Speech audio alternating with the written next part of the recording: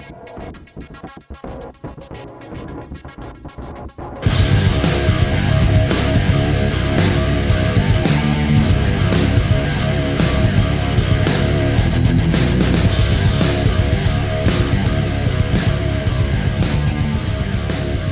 want to give you nice footage so that I can keep you entertained. Okay, let's do this. So today I'm doing a chest session. You know, I kind of warm up my shoulders the same way on the chest day as on the shoulder day. And next I'm gonna do these rotators that I forgot in the last session. So it's just basically lightweight and working those rotators. And then I just start warming up by just, you know, going with light weights, starting with the bar and then just adding a little bit of weight as I go through the sets.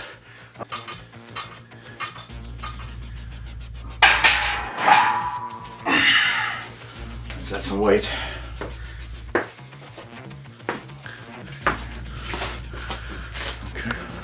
Okay, so I just added 15s on both sides. So that's 50 kilos. Second warm-up set. Again, just 20 reps.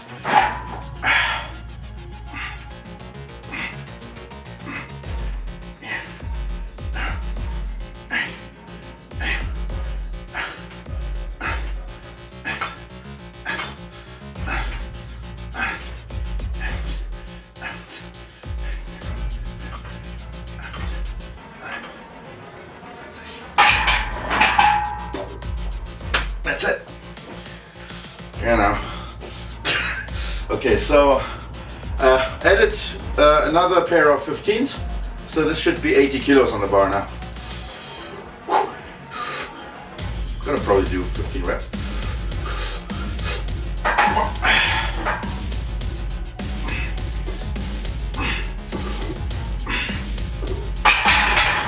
Okay, so my position is not good. I need to get a little bit more front so that I have enough room to move here. Also, I want to use this camera too. I want to give you nice footage so that I can keep you entertained. Okay, let's do this. Okay. So, 3,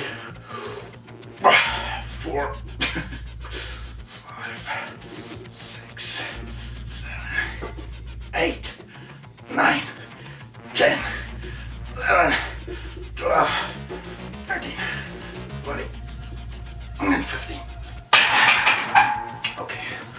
So these sets are, you know, not really, it's not really about the effort. It's just about getting the muscle ready for the heavier sets. Now this is a working set. I added another 20 kilos, so we're now at 100 kilos. This is a joke weight for any serious strongman. The problem is, you know, with all those weaknesses with my tricep and the chest, I'm just not able to do, to do the same level that I was capable of doing when I was still, you know, before the bigger injuries in the end. So I hope I'm gonna do 12. Let's see.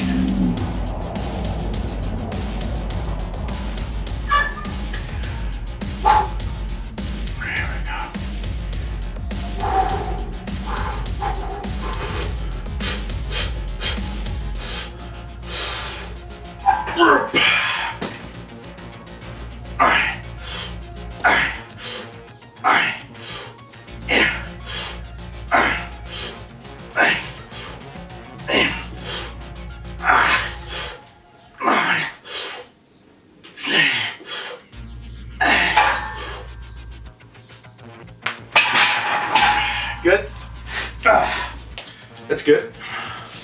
Okay. So I did another 20 kilos. Now it's 120. I have absolutely no idea what kind of rep range I'm going for. I'm gonna just decide while I'm doing the set how many I do. So yeah, we'll see. We'll see how this feels. So this is the second working set. Let's see where we're going.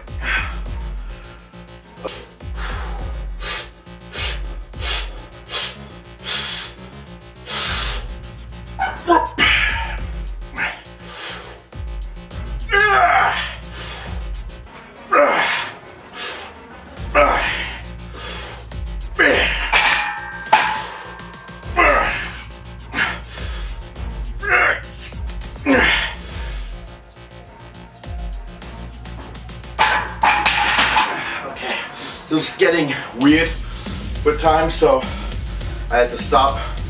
I think I had probably 1 or 2 more reps in me, but because of my weaknesses on this side, because of the pec tear and the tricep tear, you see it's getting more and more out of balance. It doesn't make sense to kind of start benching like this. So at some point I just have to decide to just quit.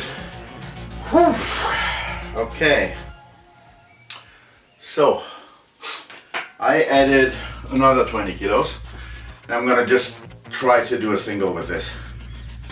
So usually before I go up another 20 kilos I should be easily able to do 10 reps with the weight. So this is not the smartest move, but well, let's hope that my chest survives it. Let's see.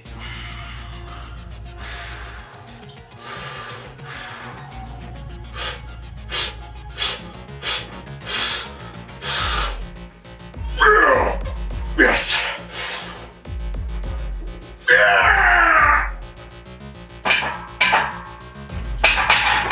Okay, that was a very ugly rep. Just by the way, the reason I'm not going down all the way, so the full rep range,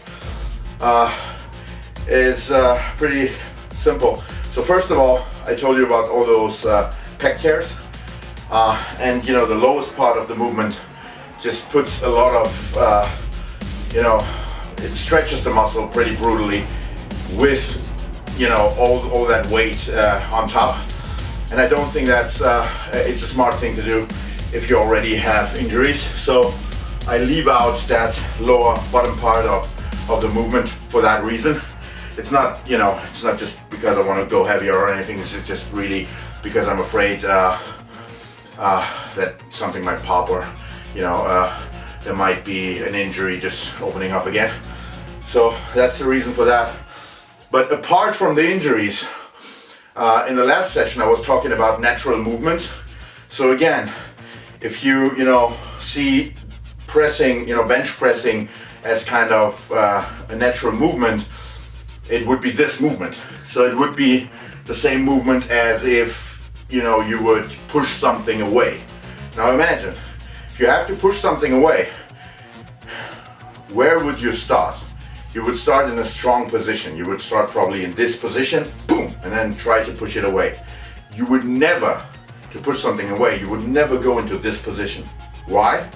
Because that's a very, weak position, and your body is just not designed to work from this area for this movement. So, according to my principles, I don't think that this lowest bottom part of that movement is really, supposed to be part of part of the training if you follow my principle of staying with natural movement patterns. So that's that. And the same goes for the squat. So while I think you should try to go as deep as possible And if you can't go, you know, at least as deep as until your thighs are parallel to the floor, if you can't do that, you should first work on your mobility and then start squatting. You should have the mobility to do ass to grass before you start squatting. You should be able to go ass to grass.